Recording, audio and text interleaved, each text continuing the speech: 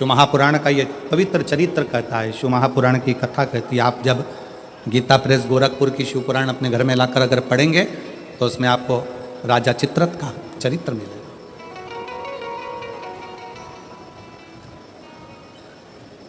चित्ररथ का चरित्र जब आप दर्शन करेंगे तो राजा चित्ररथ ने शंकर पार्वती जी के सामने जाकर मां आदिशक्ति को शिव जी के नजदीक में उनके गोदी में बैठे हुए देखा।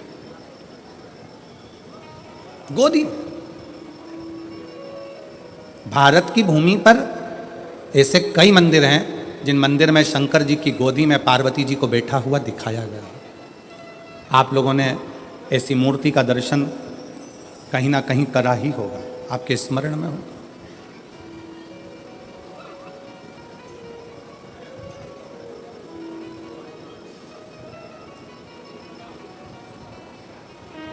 शिव जी की गोद में मां आदिशक्ति, मां दुर्गा भवानी, मां पार्वती जी बैठी हैं। इस गोद में श्री कार्तिकेय जी बैठे हैं और पार्वती जी की गोद में श्री गणेश जी महाराज बैठे हैं। जरा स्मरण करिएगा, कभी यदि आपके सामने ऐसा कोई फोटो, ऐसा कोई चित्र व्हाट्सएप पर, सोशल मीडिया में आए तो इसमें संशय मत करना, इसको समझना कि शिवजी ने अपनी गोद में, भगवान शंकर ने अपनी गोद में पार्वती जी को बिठाकर रखा है और पार्वती जी की गोद में श्री गणेश जी महाराज हैं। शिवजी की दूसरी गोद में, दूसरी जंघा पर भगवान श्री षडानंद कार्तिकेय जी विराजमान। और इस दर्शन को राजा चित्ररथ ने देख लिया। राजा चित्ररथ, और राजा चित्ररथ ने देखा, हंसने लगा। बताओ, जगत का पालनहारा, जगत का पिता और जगत धात्री मां दुर्गा, जगत को चलाने वाला, जगत का देवता, जगत का देवाधिदेव महादेव और जगत जननी दुर्गा, ये कैसे बैठे हैं? ये बैठे कैसे हैं? महाराज,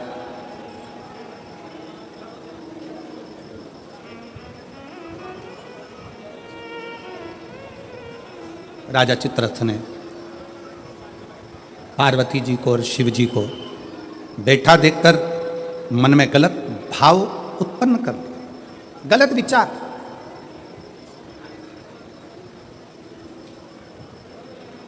गलत सोच। किसी किसी को पूजन करते समय भी गलत गलत विचार आते हैं। किसी किसी को मंदिर जाते समय गलत गलत विचार आते हैं। किसी किसी को मंदिर में पूजन करते करते गलत गलत विचार आते हैं। किसी किसी को पूजन करते समय गंदगी दिखती है, गलत विचार आते हैं। स्त्री के बारे में, पुरुष के बारे में, उसकी अवस्था के बारे में, उसके नग्न स्वरूप के बारे में, उसकी चित्त वृत्ति में गलत गलत दृष्टियां आने लगती हैं। गंदा भोजन उसकी दृष्टि में आता है जब वो पूजन करने बैठता है, भजन करने बैठता है। कई लोग हैं ऐसे। और जिनकी भी दृष्टि में इस तरह की अगर बातें आ रही हैं कि मैं पूजन करने बैठी हूँ, मेरी गलत सोच हो रही है, गलत विचार आ रहे हैं, इस चक्कर में वो पूजन करना बंद कर देती है, इस चक्कर में पूजन करना बंद कर देता है, मंदिर जाना बंद कर देता है कि मैं मंदिर जाऊंगा, गलत सोचने में आएगा, गलत दृष्टि में आएगा। गलत कर नहीं रहा है। ना उसने किसी स्त्री को गलत दृष्टि से देखा, ना उसने कभी किसी पुरुष को गलत दृष्टि से देखा, ना उसने कभी मांसाहार करा, ना कभी उसने मदिरापान करा, ना कभी उसने गलत काम किया। उसके बाद भी वो पूजन करने बैठा, वो अच्छी जगह पर बैठा और उसकी दृष्टि में गलत विचार आने लगे। कहीं मांस दिख रहा है, कहीं मदिरा दिख रही है, कोई स्त्री दिख रही है, कोई पुरुष दिख रहा है, कोई वस्त्रविहीन दिख रहा है, कोई ऐसा दिख रहा है, कोई गलत कृत्य में दिख रहा है। उसके विचार दृष्टि में वो आ रहा है। और कई बार लोग परेशान हो जाते हैं कि गुरुजी ऐसा क्यों हो रहा है? हम तो अच्छा करने के लिए गए, हम तो मंदिर गए, हम तो भगवान के भजन करने के लिए गए, हम तो स्मरण करने के लिए गए, फिर हमारी चित्तवृत्ति में ये कैसे आ रहा है? हमारी सोच में ये कैसे आ रहा है? हमारे विचार में ये कैसे आ रहा है? और जब शिव पुराण कहती है राजा चित्ररथ की बुद्धि में भी यह गलत विचार आ गया था, केवल संसार के मनुष्य की बुद्धि में नहीं, राजा चित्ररथ की बुद्धि में भी यह विचार आ गया था, ये शिव महापुराण की कथा कर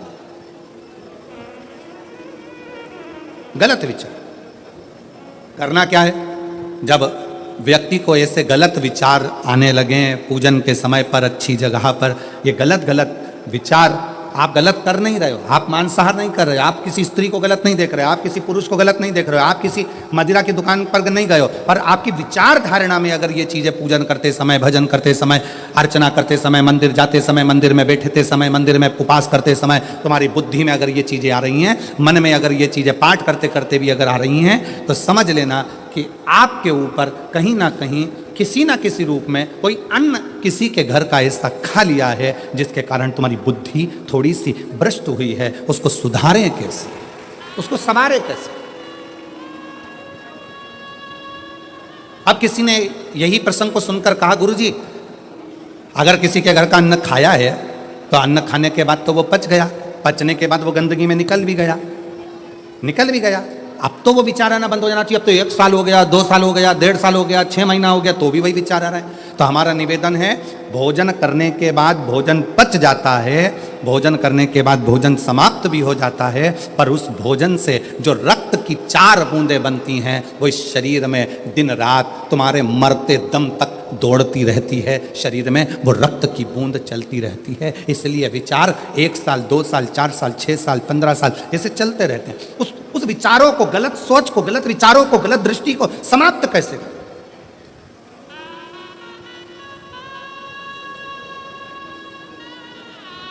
राजा चित्ररथ का चरित्र कर, तब राजा चित्ररथ ने गलत विचार से पार्वती जी और शिव जी को देख लिया, गलत विचार से। शिव जी कुछ नहीं बोले, कुछ, पर पार्वती मैया ने राजा चित्ररथ को श्राप दे दिया। श्राप। तो शिव जी का इतना बड़ा उपासक होकर, शंकर भगवान का इतना बड़ा भजन करने वाला, इतना भक्ति में डूबने वाला, इतना स्मरण करने वाला राजा चित्ररथ, तू शिव जी का इतना उपासक होने के बाद भी तूने माता और पिता को गलत भाव से देखा है, इसलिए तुझे असुर बनकर जन्म लेना पड़ेगा, राक्षस बनकर। फिर वो चित्ररथ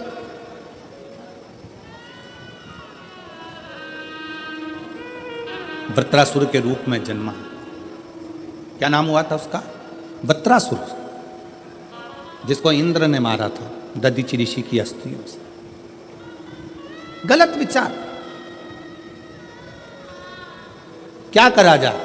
राजा चित्ररथ को जब श्राप लग गया असुर बनने का, राक्षस बनने का, तो राजा चित्ररथ ने हाथ जोड़कर शिवजी से पूछा, मेरी मुक्ति का साधन बताओ। शंकर भगवान नहीं बोले। चित्ररथ तुमरुका जी के पास गया, तब तुमरुका जी जो वक्ता हैं, तुमरुका जी जो कथा कह रहे हैं, तुमरुका जी जो भगवान शिव का गुणगान कर रहे हैं, वो तुमरुका जी ने कहा, चित्ररथ एक काम कर, कामधेनु गाय का दूध का घृत ला और उस घृत से तू शिव का अभिषेक कर, शंकर का अभिषेक।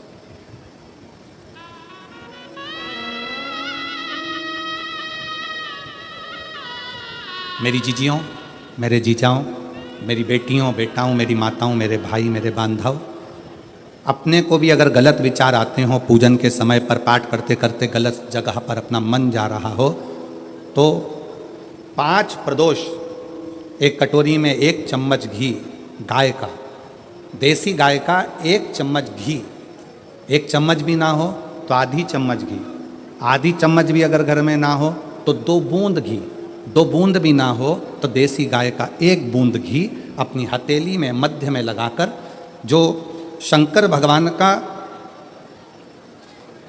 भगवान शिव जी का जो शिवलिंग होता है, उस शिवलिंग के ऊपर के भाग पर अपनी हथेली को रखकर, और जो अशोक सुंदरी वाली जगह है उस जगह पर अपनी हथेली का घर्षण करना चाहिए।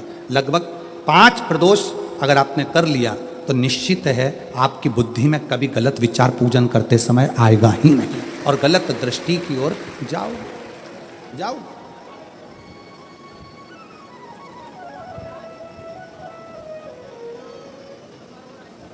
वेद लक्षणा गाय, देसी गौ माता का घृत जीवन को एक आनंदता देता है। आनंद।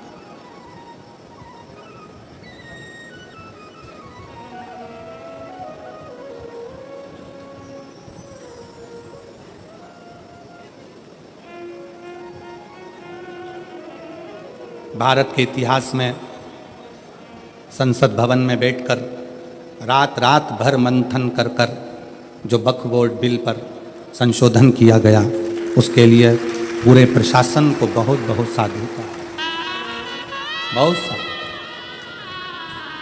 अब ये सब होने के बाद एक संसद में एक बात और पारित हो जाए कि गौ माता की हत्या बंद हो जाए, इससे बढ़कर कोई उससे बढ़कर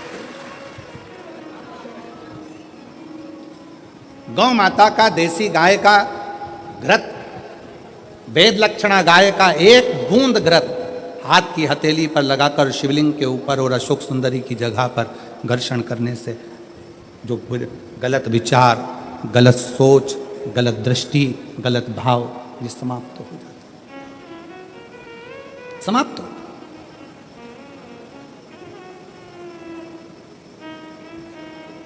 जिसने दिल से शिव की आराधना, राजा चित्ररथ ने पूछा है, राजा चित्ररथ ने विचार किया कि ये राजा चित्ररथ कह रहे हैं कि मुझे बताओ कि मेरी मुक्ति कैसे हो, मोक्ष कैसे होगा। मैंने तो गलत सोच लिया, मैंने तो गलत विचार कर लिया, मैंने तो गलत दृष्टि रखी, मेरी बुद्धि में तो ये गलत भाव आ गए, मुक्त कैसे। कल की कथा में कहा था, जीवन में कितना भी दुख आ जाए, कितनी भी तकलीफ आ जाए, कितना भी कष्ट आ जाए, उस ईश्वर को मत, ईश्वर को, शिव को मत।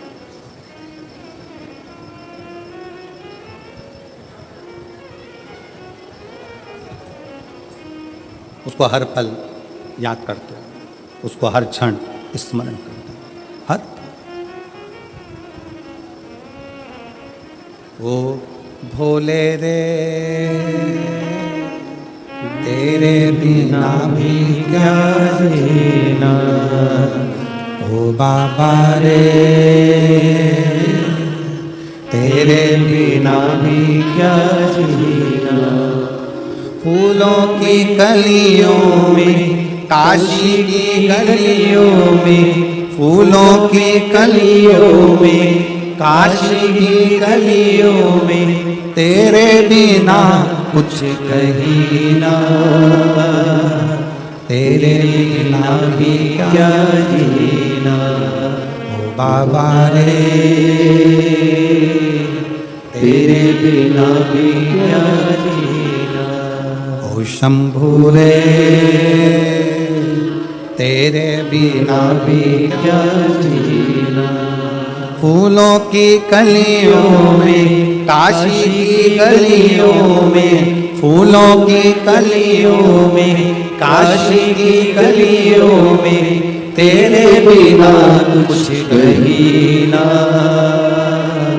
तेरे बिना भी क्या जीना, ओ बाबा रे तेरे बिना भी क्या जीना, ओ शंभू रे तेरे बिना भी क्या जीना। उस शिव की हर पल याद करते रहो, हर घड़ी।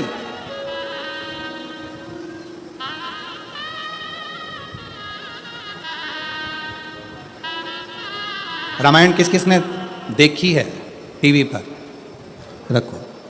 रामायण किस किस ने पढ़ी है, रामायण किस किस ने सुनी है, राम कथा किस किस ने सुनी है, सबने सुनी है।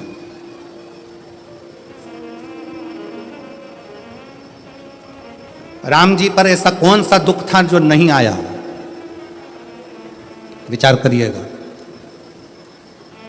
राज सिंहासन मिलने वाला था और 14 वर्ष के लिए, बोलो बोलो जम के बोलो, बन।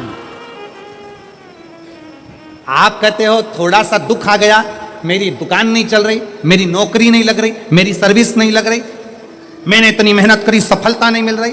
अरे जिसके पास में सिंहासन आने वाला था रात की रात, उसको 14 वर्ष के लिए वन जाना पड़ जाता है। 14 वर्ष के लिए कितना बड़ा दुख होगा, जरा याद करिएगा। 14 वर्ष के लिए वन के लिए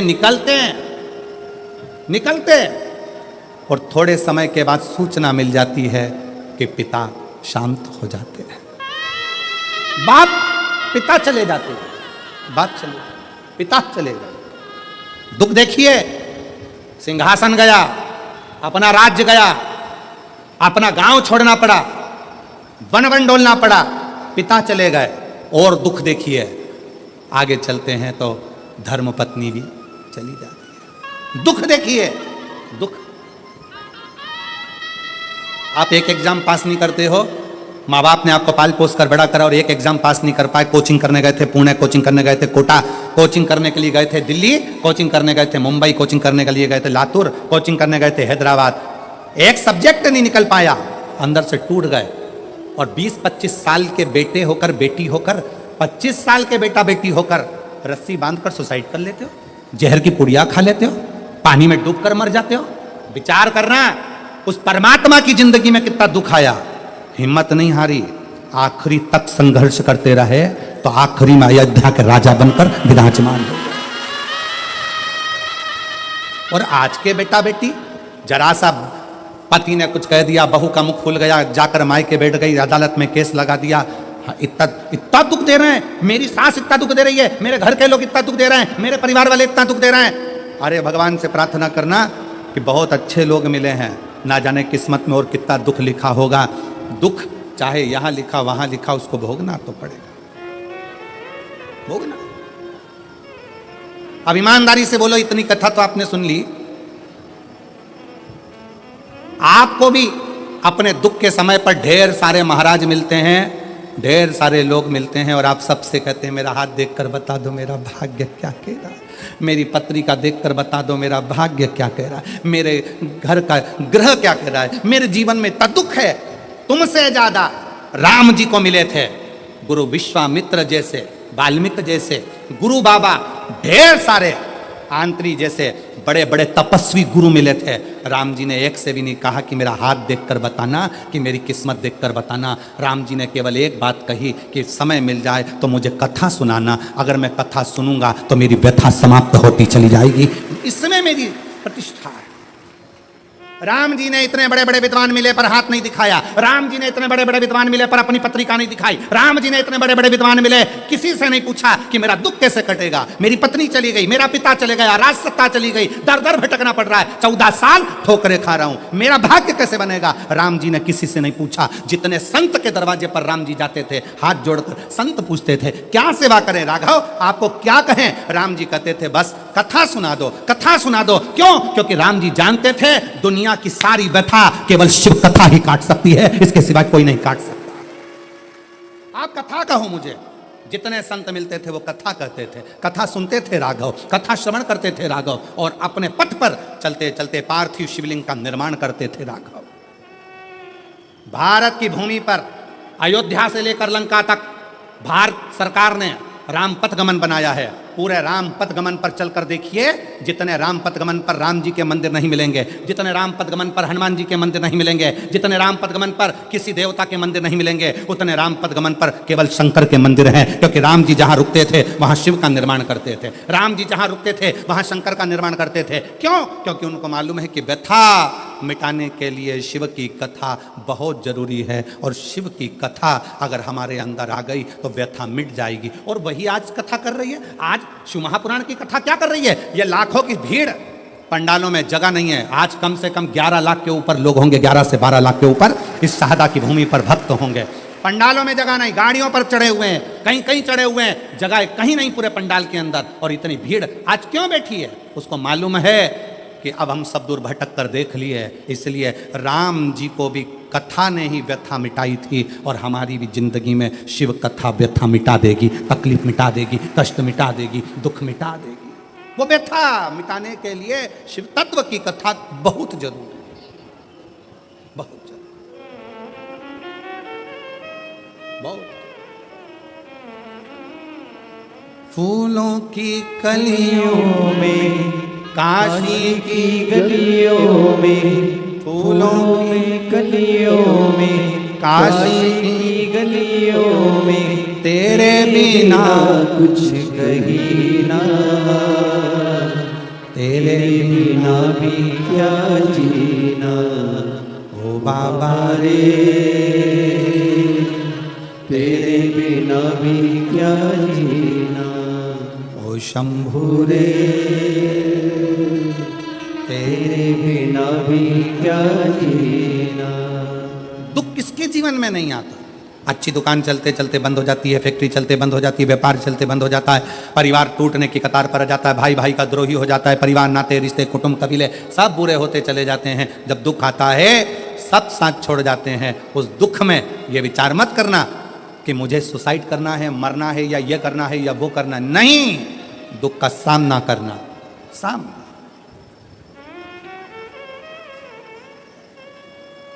पढ़ो।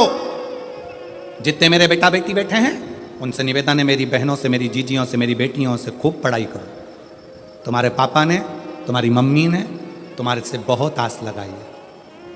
घर के लोग तो मना कर रहे थे कि बेटी को बाहर मत भेजो, पर तुम्हारे पापा ने जिद कर कर, माँ भी मना कर रही थी मत भेजो, आज का माहौल ठीक नहीं है, पर एक बाप का बेटी पर भरोसा कितना होता है कि अपनी बेटी को बाहर गांव पढ़ने के लिए भेज देता है। अपने बाप के, अपने पिता के, अपने पापा के भरोसे को टूटने मत देना मेरी बेटी।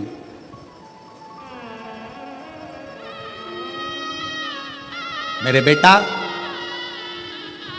तुम्हारे पापा की जेब में इतना पैसा नहीं है कि तुम्हें बड़े बड़े कोचिंग सेंटर भेजे, बड़े बड़ा डिप्लोमा कराए, बहुत अच्छे शहर में पढ़ने भेजे, बहुत अच्छा कॉलेज, बहुत अच्छा स्कूल में एडमिशन कराए। तुम्हारे पापा की जेब में इतना पैसा नहीं है।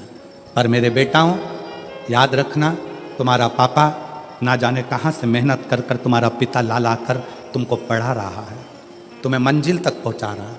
वो खुद नहीं पढ़ पाया, खुद आगे नहीं बढ़ पाया, पर अपने बेटे से उसको बहुत आस लगी है। इसलिए बेटा याद रखना, खड़े होना तो सनातन धर्म की लाइन में खड़े होना, खड़े होना तो शिवालय की लाइन में खड़े होना, किसी दारू की दुकान पर मत खड़े होना।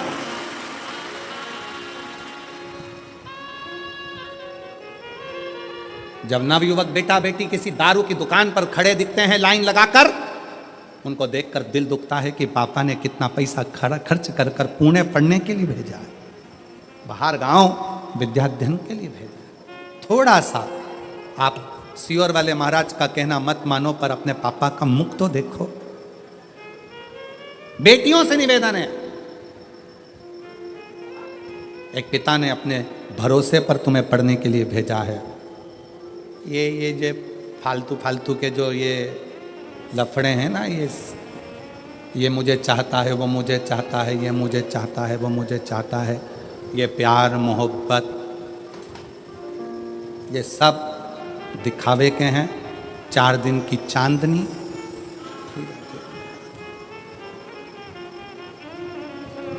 जो कहता है मैं तुझे रानी बना कर रखूंगा, घर लाते से नौकरानी बना देता है।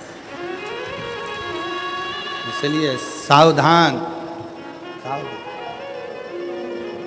सावधान। अपने पिता के अरमानों को टूटने मत दो। किसी आड़े तेड़े नत्थु खेरे की ओर तुम्हारी दृष्टि ना जाए। अपने अरमानों को, अपने पिता के अरमानों को ध्यान रखो।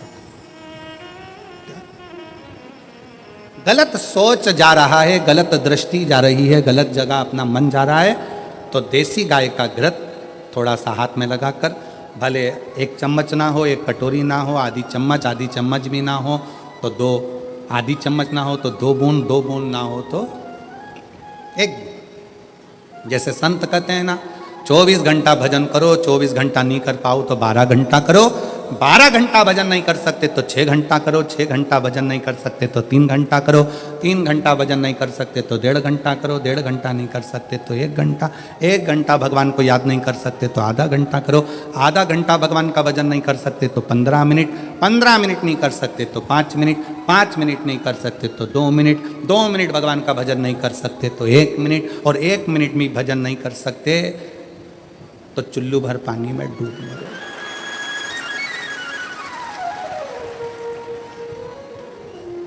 इससे जोरदार कोई बात नहीं हो सकती।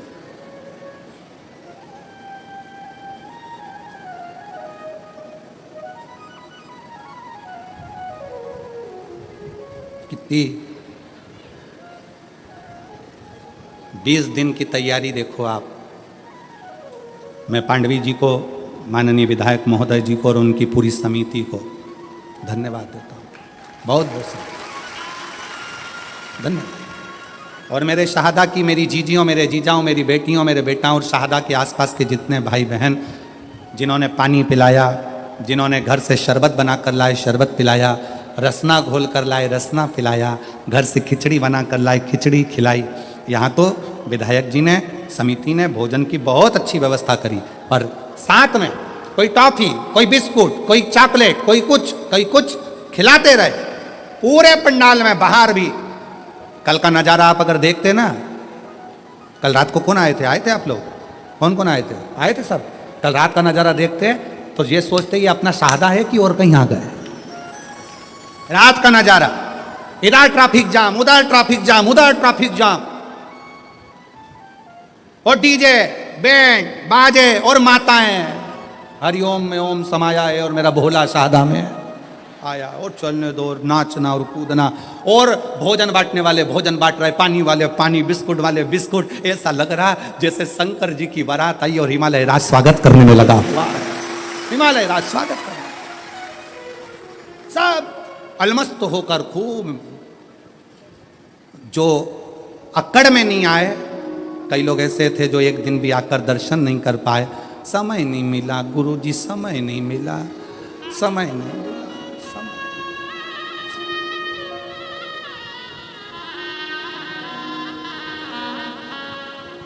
अरे भाई, इससे अच्छा समय और क्या होगा? बताओ जरा, ईमानदारी से बोलो, इससे अच्छा समय क्या होगा? कोरोना जैसी बीमारी आई, मोहल्ले के 4-6 निपट गए, तू बचा रह गया। इससे जोरदार समय और क्या लेकर आएगा?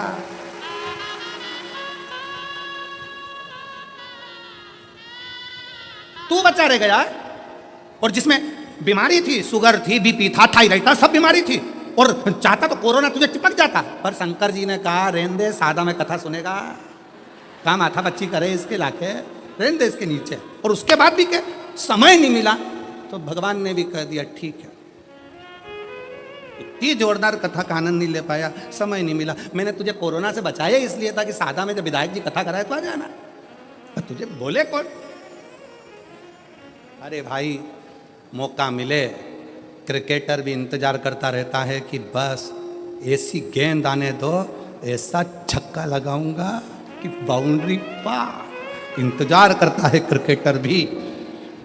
ये बल्ला लेकर खड़ा है और पीछे वाला विकेट कीपर जो पीछे खड़ा है बिल्कुल नज़दीक में, पूरी फील्ड में बल्ले वाले को टेंशन किसी से नहीं रहता, पास वाले से रहता है। उसी तरह सावधान, तुम्हें बर्बाद करने वाला कोई दूसरा नहीं होगा, तुम्हारे पास वाला ही होगा।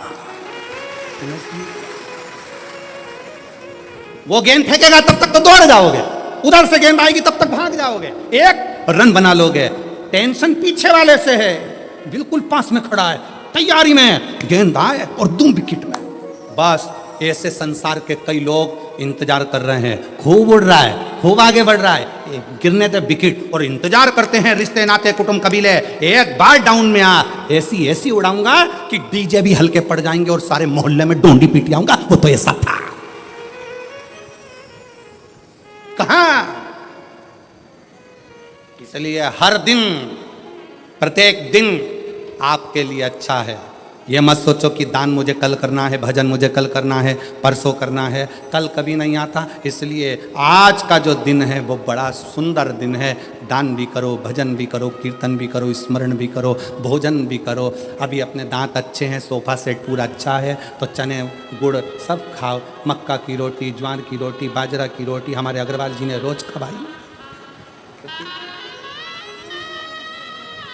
3 बहुएं अग्रवाल जी की, और तीनों कंपटीशन में लगी रहती थी। आज मैं ये बनाऊंगी, वो दूसरी की आज मैं बनाऊंगी, तीसरी के मैं बनाऊंगी, तीनों लगी रहती।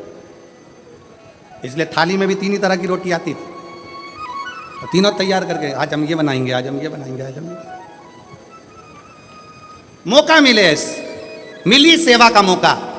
पूरे शहादा की एक जीजियों ने, शहादा के एक बेटे ने धूप में खड़े होकर सेवा करी। और मैं शाहदाद क्षेत्र के इस जिले नंदुरबार के collector, SP, SSP, IG, commissioner, यहाँ के तहसीलदार, यहाँ के जज महोदय, यहाँ के पीआई, यहाँ के थानेदार, यहाँ का एक एक कांस्टेबल, एक एक चिकित्सा विभाग, सबको धन्यवाद देता हूँ कि आपने अपनी जी और जान लगा दी इस कथा में।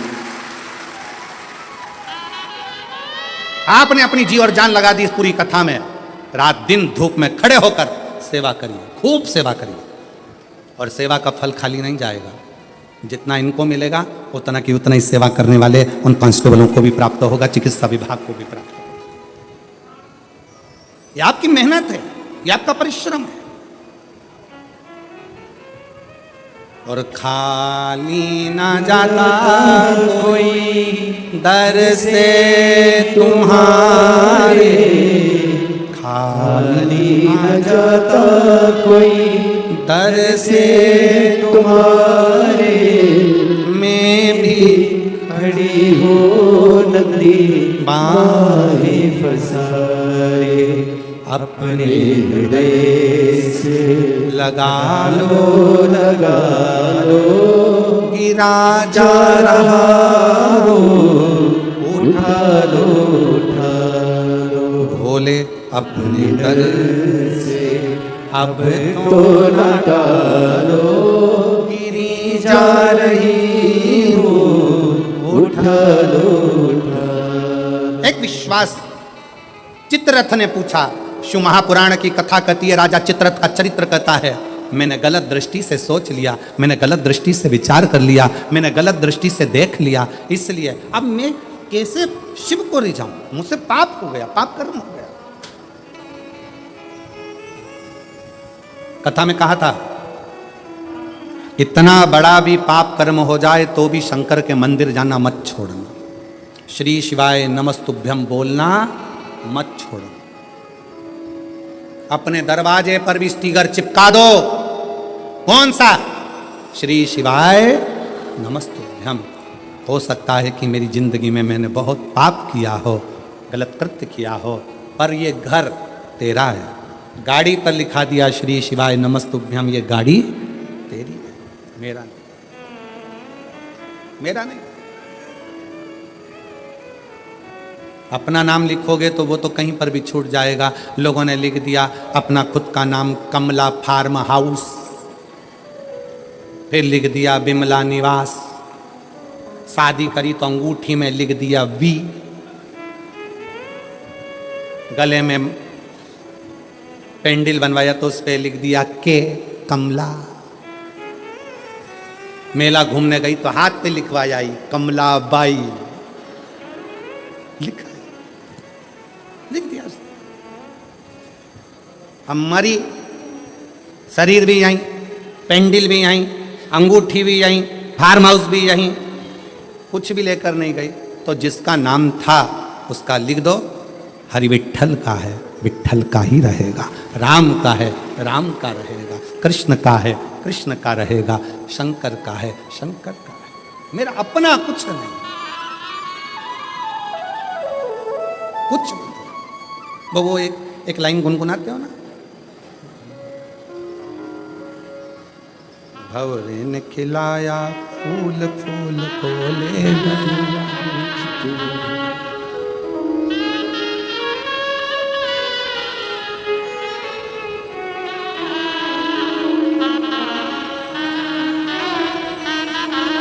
उड़ गया, शरीर गया, सब पड़ा की पड़ा रह गया। भंवरे ने खिलाया फूल फूल को ले भंवरे तू कहना ना भूल भूल तेरा हो गया इधर, भंवरे ने खिलाया फूल फूल को ले गया। ये सब पढ़ा रहा, संसार छूट गया। उस लाइन पर ध्यान दें, भंवरे तू कहना ना भूल भूल तेरा हो गया इधर उधर, भंवरे ने खिलाया फूल फूल तो ले गया।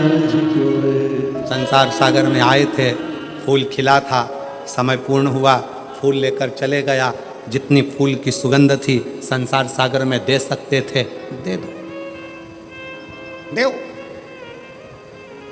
मक्खी देखिए, अरे बोलो तो जम के, मक्खी देखी है? अच्छी जम के बोलो, देखी है? अच्छा, शक्कर पर बैठती है ना, गुड़ पर बैठती है, मिठाई पर बैठती है ना। रात के समय पर शक्कर का डिब्बा खोल कर रख दो, रात के समय पर गुड़ का डिब्बा खोल कर रख दो, रात के समय पर गुलाब जामुन खोल के रख दो, रात के समय पर रसगुल्ला खोल के रख दो, मक्खी आएगी नहीं। मक्खी बहुत समझदार होती है, रात में मक्खी कभी नहीं आती, दिन में आती है। इसलिए मक्खी दिन में शक्कर के डब्बे के पास आती है, मक्खी दिन में गुड़ के पास आती है, पर मक्खी रात में नहीं आती। और यही शिव महापुराण की कथा कहती है, जब आपके दिन अच्छे होते हैं तो कोई तुम्हारे दरवाजे पर हाथ फैलाने आता है, अंधेरे में कोई नहीं आता। जब बुरे दिन होते हैं तब कोई नहीं, कौन आएगा? मक्खी दिन में आती है, शक्कर खाने मक्खी दिन में आती है, गुड़ खाने रात के समय डब्बा खोल के रख दो, मक्खी नहीं आएगी। आपके अच्छे दिन हैं तो लोग आएंगे, काका जी हमारे को जरा बेटे की फीस जमा करना है, भैया भूख लगी है, दादा प्यास लगी है। आपके दिन है इसलिए आ रहे हैं। आपके दिन नहीं होंगे ना, रात होगी ना, कोई नहीं आएगा। जब आपके पास में कुछ नहीं होगा, कौन मांगने आएगा? कौन रिश्तेदार, कौन नातेदार, कौन कुटुंब, कौन मोहल्ला, कौन आएगा? दिन है तो लोग आ रहे हैं। अगर आज कोई तुम्हारे को कुछ कह रहा है, सुनो, क्योंकि आज आपका दिन है। कोई आपसे मांग रहा है तो समझ लेना कि आज आपका दिन है, कि लोग आपसे मांग रहे हैं। मक्खी दिन में आती है, रात में नहीं। उसी तरह अपने भी अगर कुछ मांगने आते हैं ना, जब तुम्हारे पास कुछ होता है तो आते हैं, नहीं तो कौन आएगा? किसके आएगा? राजा चित्ररथ, और राजा चित्ररथ ने हाथ जोड़कर प्रार्थना करी, मेरी गति सुधार, गलती हो गई, इस गलती को कैसे सुधारें? कहा एक दिन भूलवश, यदि भूलवश बेल पत्र के वृक्ष की मिट्टी मस्तक चढ़ जाएगी, उस दिन तेरी गति संवर जाएगी, गति संवर जाएगी, तेरा दुख समाप्त, दुख मिट जाएगा। महाराज शिव कथा कर रही है, भगवान शंकर का चरित्र कर रहा, शिव पुराण कर रही है। बृहस्पति बाबा का अपमान इंद्र की सभा में हो गया। देवगुरु बृहस्पति का अपमान। राजा इंद्र इतनी सत्ता में डूबा हुआ था, इतने वैभव में डूबा हुआ था, इतने आनंद में डूबा हुआ था कि गुरु भी आए तो सम्मान नहीं कर पाए। और जगत का जितना गुरु है वो शिव का एक रूप है। जगत में जितने माता पिता हैं वो शिव का एक रूप है। जगत में जितने बच्चे हैं वो शिव का एक रूप है। जगत में जितने जीव हैं सब शिव का एक रूप है, सब शिव का।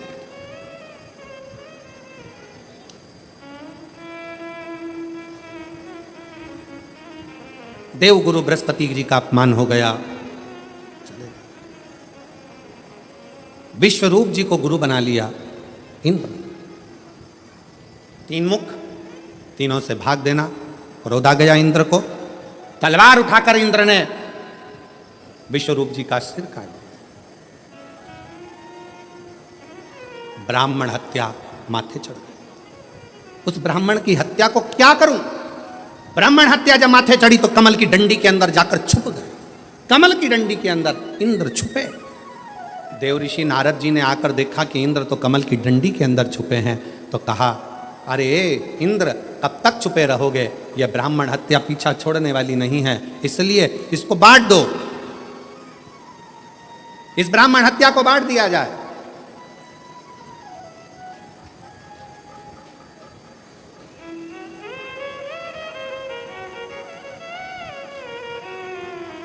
पाप कैसे बंटता है? पाप को बांटते कैसे? एक समझने वाला प्रसंग है। पाप को कैसे बांटा जाता है? इस ब्राह्मण हत्या को बांटो, पाप बांटा कैसे जाए? शिव महापुराण का एक संवाद आता है। एक राजा ने ब्राह्मणों का भोजन रखा, संतों का भोजन रखा, नगर में भोजन रखा, भोजन बन रहा था, खीर तैयार हो रही थी। तैयार होते होते खीर, इतनी देर में एक चील उड़ती उड़ती आई, सांप को पकड़ा, लेकर चली। वो सांप खीर में गिर गया, उसका विष खीर में पड़ गया। खीर में पड़ा, किसी का स्मरण नहीं हुआ। जितने संत भोजन कर रहे थे वो सब मर गए, प्राण छूट गए। धर्मराज के यहां केस पहुंचा और धर्मराज के यहां पर बात पहुंची। धर्मराज जी से पूछा गया, बताओ इतने सारे संत और ब्राह्मण मरे हैं, इनका पाप किसके माथे पर दोगे? चील अपना पेट भरने के लिए भोजन ले जा रही थी, उसको सांप खीर में गिरा, उसको जो भोजन बना रहा था उसको, या जो भोजन करा रहा था उसको, या राजा जिसने भोजन ब्राह्मणों को खिलवाया उसको, जिसने निमंत्रण दिया था। धर्मराज मौन होकर बैठ गए। समय आएगा तब इस पाप को किसके माथे पर चढ़ाना है वो बता दिया जाए। ये ब्राह्मणों के मरने का पाप किसके माथे पर देना है, समय आएगा तब बता दिया जाएगा। इंतजार किया गया। इंतजार करते करते नगर की एक महिला ऐसी थी, एक स्त्री ऐसी थी जो दिन रात राजा को कोसती थी। बताओ कैसा खोलला राजा है, इतने बामनों को खा गया, ब्राह्मणों को खीर खिला दी, ब्राह्मण मर गए, संत मर गए, संत मर गए, राजा ऐसा, राजा वैसा, राजा ऐसा, राजा वैसा, खूब कोसती।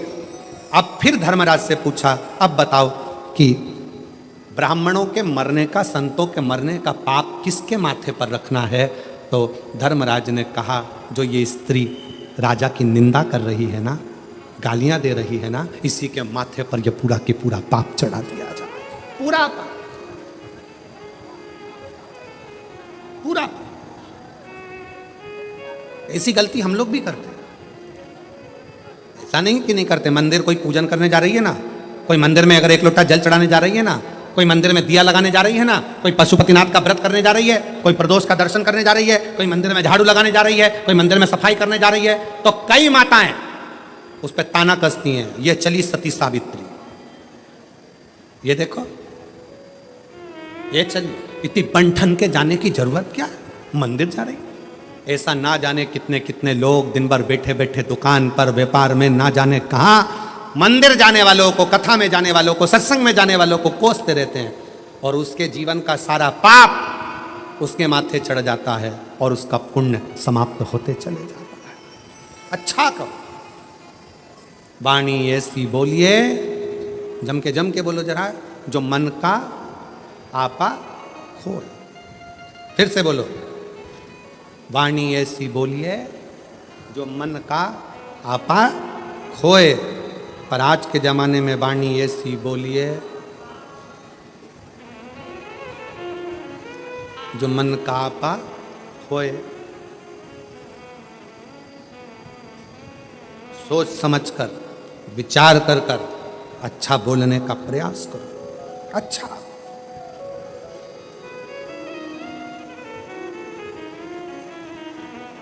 इंद्र पूछ रहे हैं भगवान नारद जी से, बताओ इस ब्राह्मण हत्या को कहां बांटा जाए,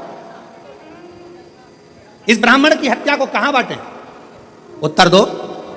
देव ऋषि नारद ने कहा कि यह काम करो, पृथ्वी के पास जाओ।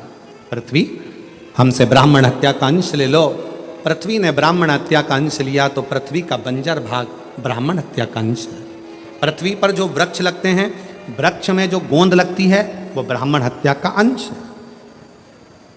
इसलिए तुम्हारे बहू के यहाँ संतान हो, उसे गोंद का लड्डू खिलाओ, मना नहीं है। पर जन्माष्टमी का कार्यक्रम हो या रामनवमी का कार्यक्रम हो, भगवान के प्रसाद में गोंद नहीं डालना चाहिए। गोंद का लड्डू भगवान को भोग नहीं लगता, गोंद की मिठाई भगवान को भोग नहीं लगती, क्योंकि उसमें ब्रह्म हत्या है। फिर कहा, इस ब्राह्मण हत्या को मैं कहां दूं? तो नारद जी ने कहा, जल को दो। जल नारायण ने हाथ जोड़कर पूछा, क्या बात है इंद्रदेव? इंद्रदेव कहते, ब्राह्मण हत्या लीजिए, हम आपको कल कल करते बहाते रहेंगे। जल देव ने ब्राह्मण हत्या ले ली। जल के ऊपर का फेन ब्राह्मण हत्या का अंश।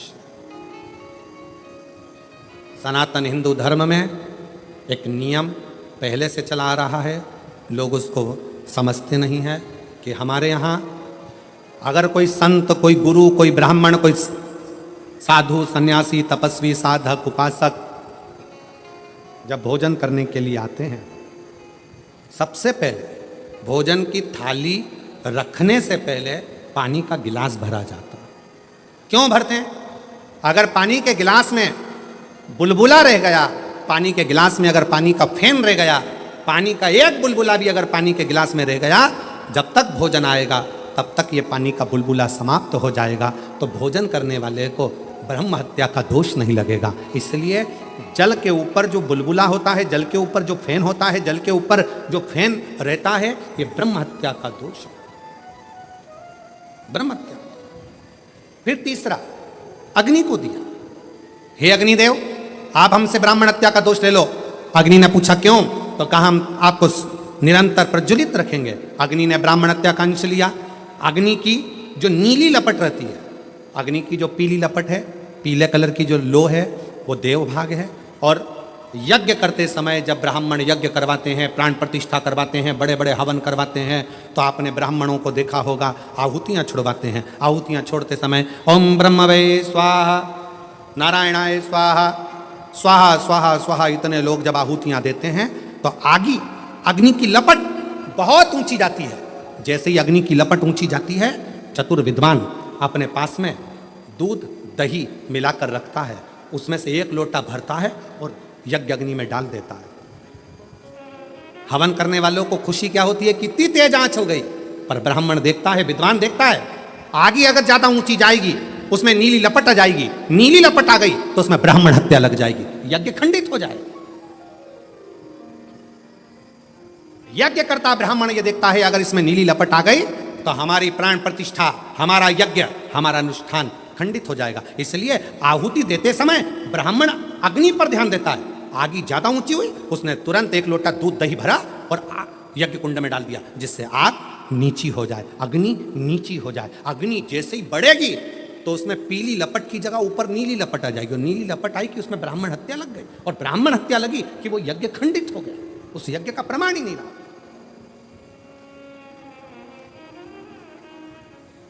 सीमित अग्नि, अग्नि को दिया ब्राह्मण हत्या का अंश। अब किसको दूं? नारद जी ने कहा एक काम करो, स्त्री को दे दो। स्त्री से कहा आपको हम ब्राह्मण हत्या का अंश देते हैं, आप ले लीजिए, मेरा फायदा क्या है?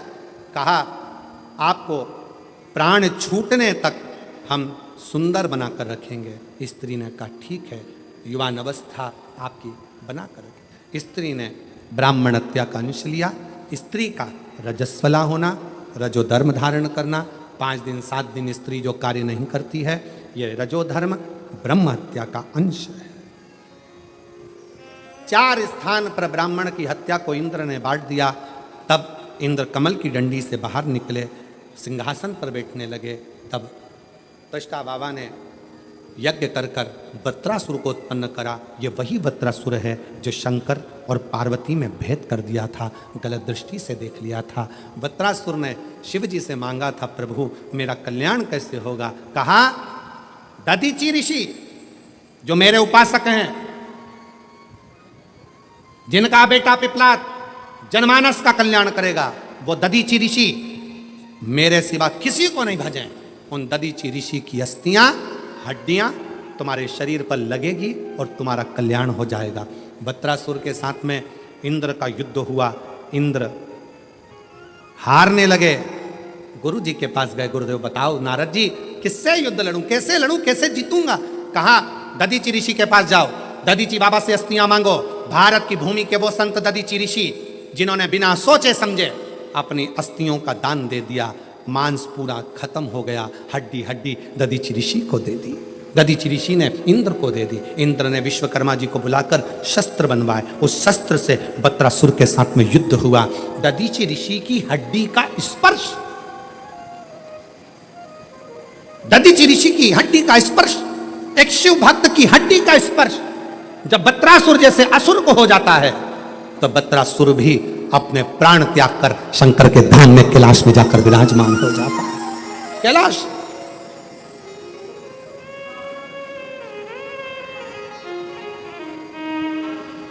ओ बाबा रे तेरे जीना भी क्या जीना, ओ भोले रे क्या जीना। फूलों की कलियों में, काशी की गलियों में, फूलों की कलियों में, काशी की गलियों में, तेरे बिना कुछ कही ना, तेरे बिना भी क्या जीना। ओ भोले रे, तेरे बिना भी क्या जीना। एक दधीची ऋषि जो शंकर की आराधना में लीन रहते थे, उनकी हड्डी का स्पर्श भी असुर का कल्याण कर देता, असुर का कल्याण। कभी मौका लगे, कोई शंकर का विरल भक्त, शिव का उपासक, शंकर का गुणगान आनंदमय करने वाला, हम तो यहाँ तक मेरी जीजियों से कहेंगे, तुम्हारे घर के नजदीक में कोई शंकर का मंदिर होना, ओ मेरी बहनों, मेरी जीजियों, मेरे जीजाओं, मेरी बेटियों, बेटाओं, तुम्हारे नजदीक में अगर शंकर का मंदिर हो तो उस शिव मंदिर में सोमवार के दिन, प्रदोष के दिन यदि कुछ लोग एकत्रित होते हों, भजन करते हों, कीर्तन करते हों, कुछ नहीं तो अपने घर से एक बाल्टी में पानी भरकर उनको पिला कर आ जाया करो। पानी नहीं हो तो थोड़ी खड़ी शक्कर ले जाया करो, थोड़ा गुड़ ले गए, उनका मुख झूठा करा दिया करो। क्यों? क्योंकि शिव भक्त के शरीर की हड्डी का स्पर्श भी राक्षस को हो गया, वो तर गया। अगर कोई शंकर का भक्त है और उसका मुख हमने झूठा करा दिया तो हमारे घर के भंडारे कभी खाली नहीं होते, भरे भरे वो भरे। ध्यान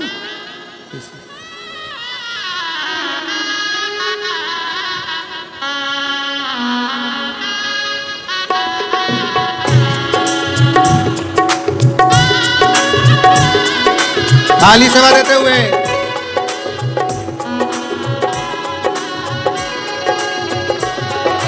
हे भोला शंकरा, हे भोला शंकरा, आवड तुला बेलाची, आवड तुला बेलाची, बेलाच्या पानाची, हे भोला शंकरा, शंकरा, हे भोला शंकरा, आवड तुला बेलाची, आवड तुला बेलाची, बेलाच्या पानाची, हे भोला शंकरा, शंकरा, हे भोला शंकरा। समो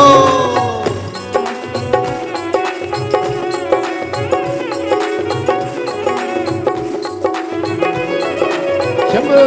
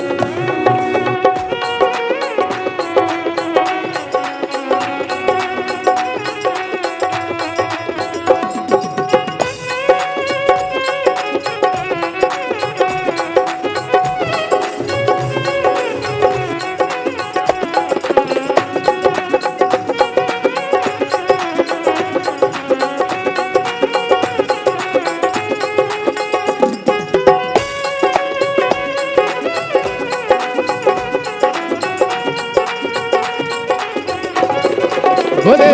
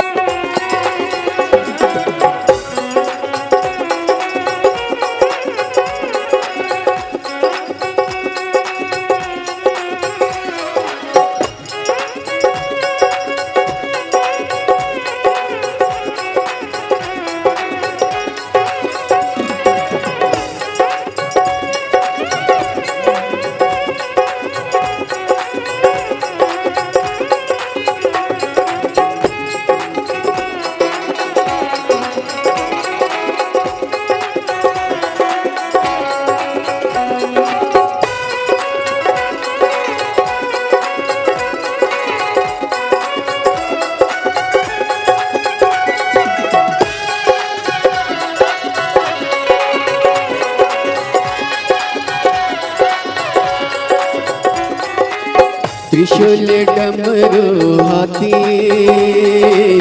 संग नाचे पार्वती हो त्रिशूल डमरू हाथी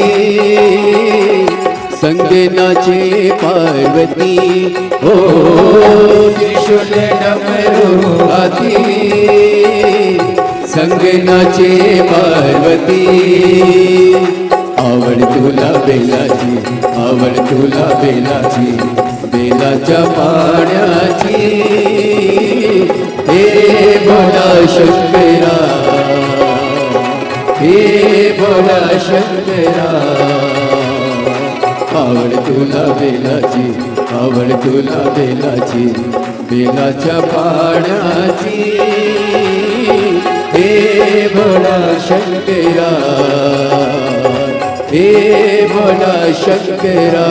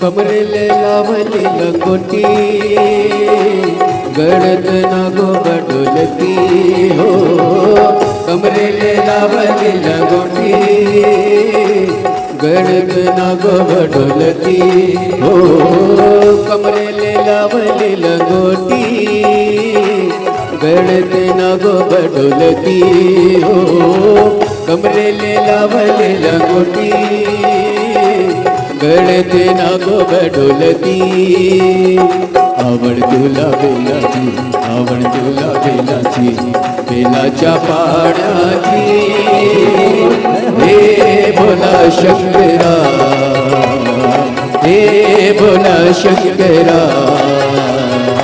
आवड तुला बेलाची आवड तुला बेलाची बेलाच्या पाण्याची हे भोला शंकरा हे भोला शंकरा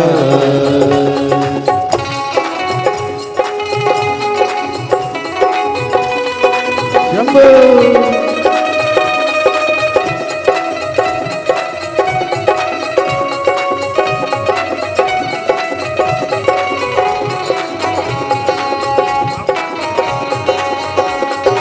हमारे बीच में मंत्री महोदय पधारे हैं, एक बार जोरदार ताली बजाकर स्वागत है।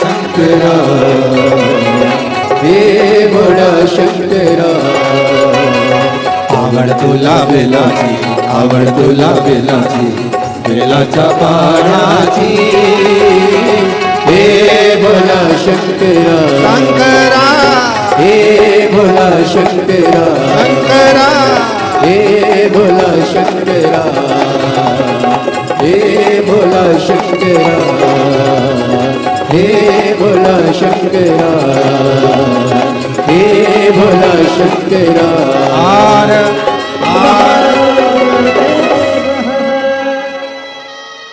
अपने स्थान पर बैठकर भगवान शिव जी से अपने मन का भाव, आज कथा का विराम दिवस है, दिल से बाबा को प्रार्थना करो, दिल से बाबा को विनय करो, निवेदन करो। जहाँ जगह मिले वहाँ बैठकर शिव जी को अपने मन का भाव अवश्य करें और हृदय से प्रार्थना करें, विनय करें, निवेदन करें।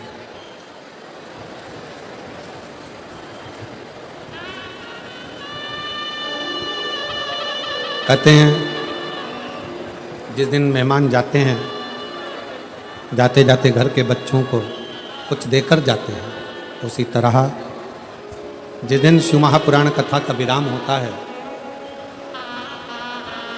उसके एक दिन पहले शिवरात्रि मनाई जाती है और दूसरे दिन सुबह की कथा जब विराम होती है, झोली पसार कर आप और हम जब भगवान से प्रार्थना करते हैं तो बाबा देकर जरूर जाता है। दिल से आप सब लोग हृदय से प्रार्थना करें।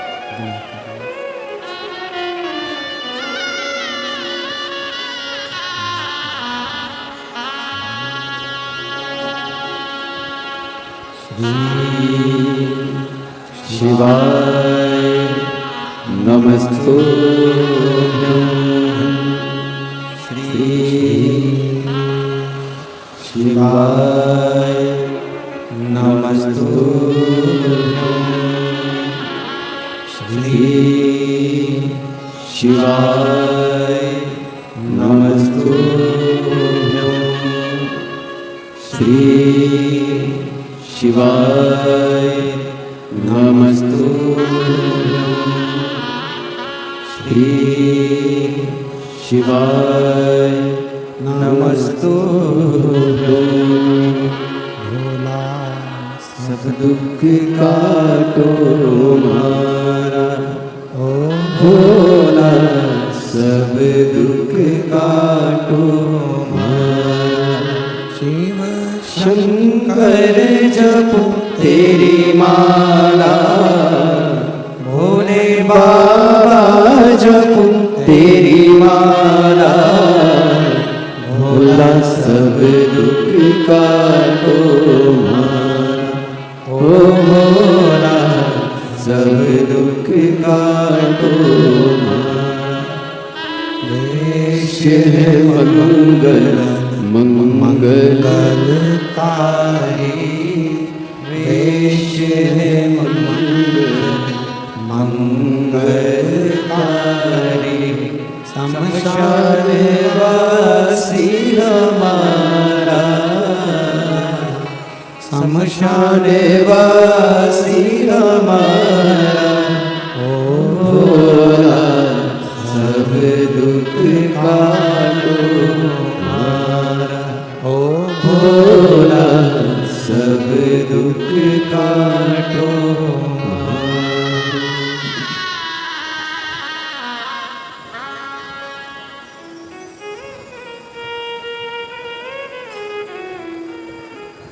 बाबा देवादिदेव महादेव भगवान शिव उगरदानी त्रिकालदर्शी कैलाशी विनाशी भगवान शंकर की पवित्र कथा वर्णन कर रही है, शिव कथा कर रही है।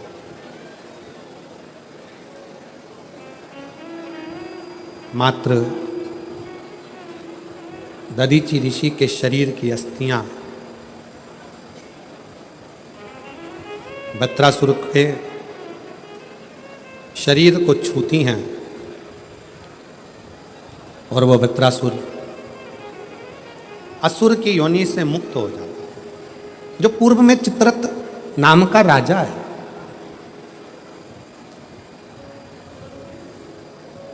कहते हैं शंकर भगवान के सामने कामदेव जाता है तो कामदेव जलकर भस्म हो जाता है।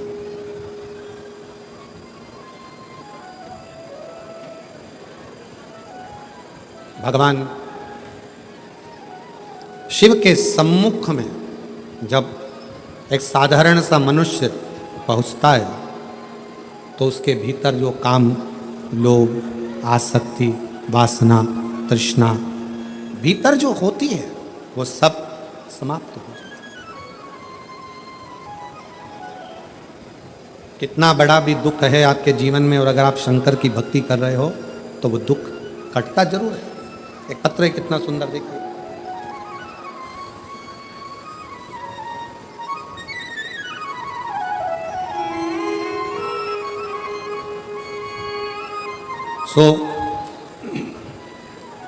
उज्जवल एकनाथ सिंह राजपूत, मुकाम पोस्ट दणाईचा, जिला धुलिया, महाराष्ट्र की रहने वाली।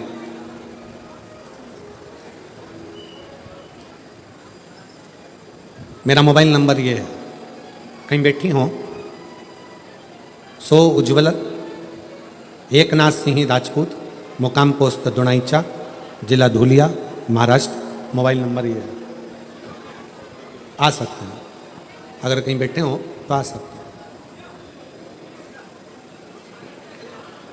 गुरुदेव सीहोर के रुद्राक्ष का जल का महत्व कितना असाधारण है ये बताना चाहते हैं।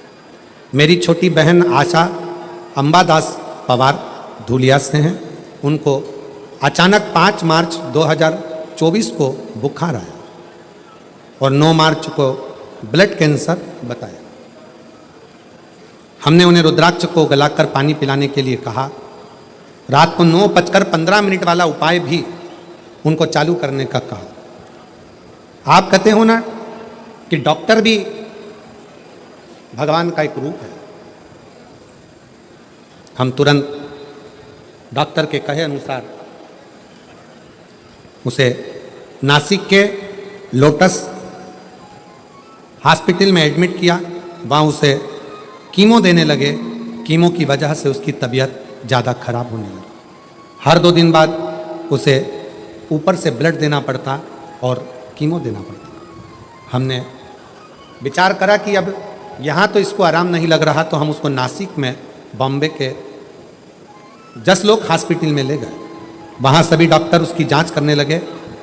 अब उसका लीवर भी खराब है, खराब हो चुका था, पानी भी नहीं ले सकती थी, शरीर कुछ काम नहीं कर रहा था। आखिर में 30 मार्च 2024 को डॉक्टर ने अंतिम निर्णय दिया और डॉक्टर ने अंतिम निर्णय दिया और इसका कैंसर खूब डेंजर है। वो शरीर का हर पार्ट काम करना बंद कर दिया है। अब ये बचने वाली नहीं, ये नहीं बचे।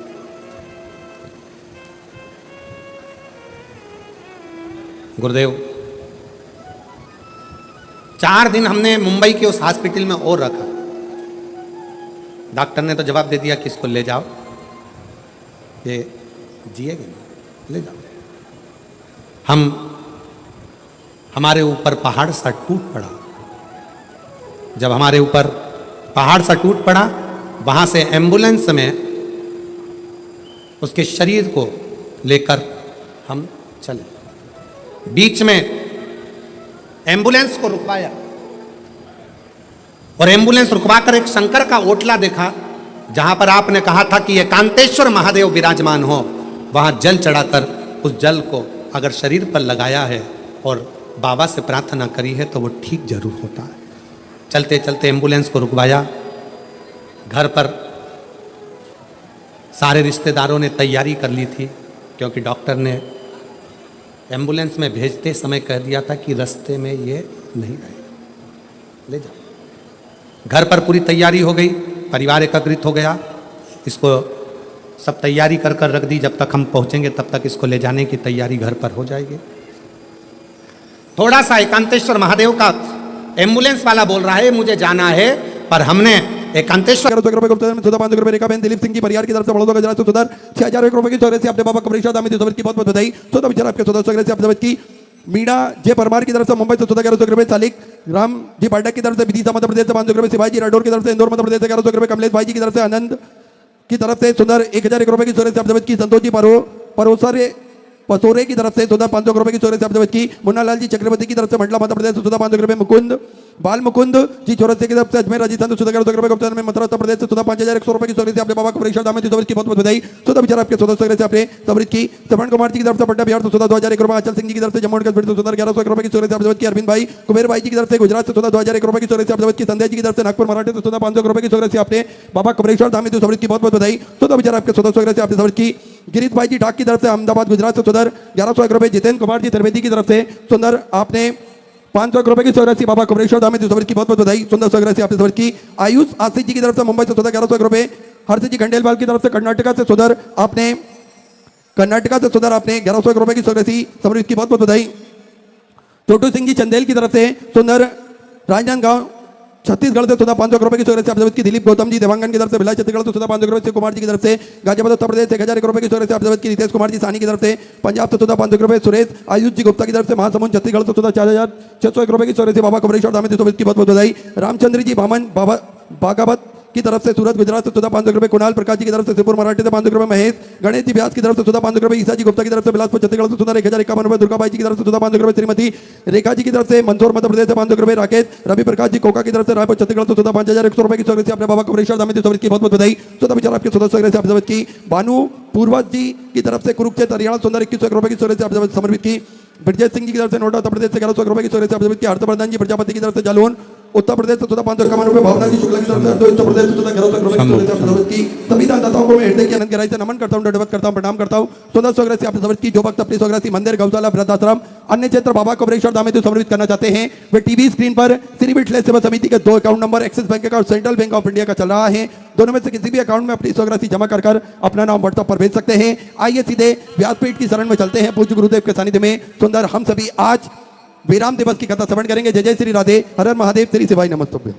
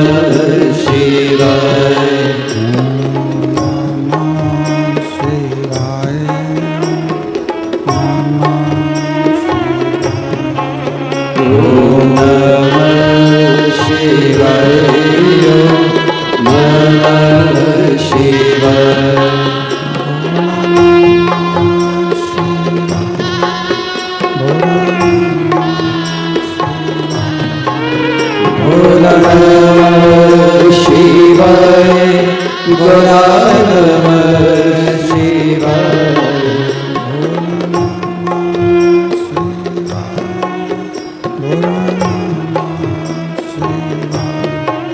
भोला नमः शिवाय गौरा नमः शिवाय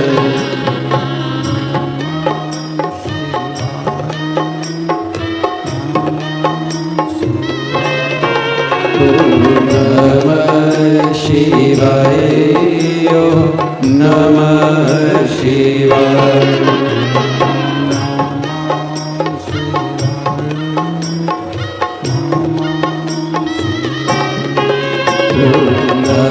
नमः शिवाय नमः शिवाय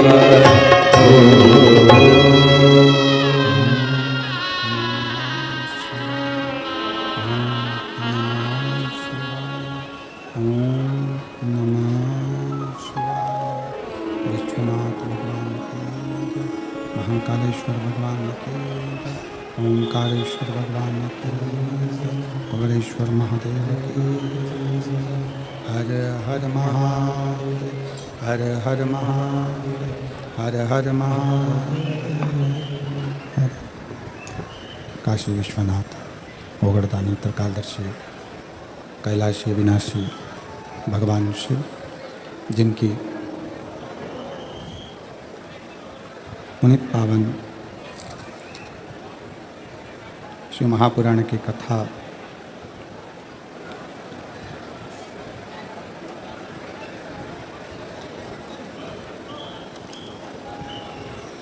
श्रवण करने का सौभाग्य बाबा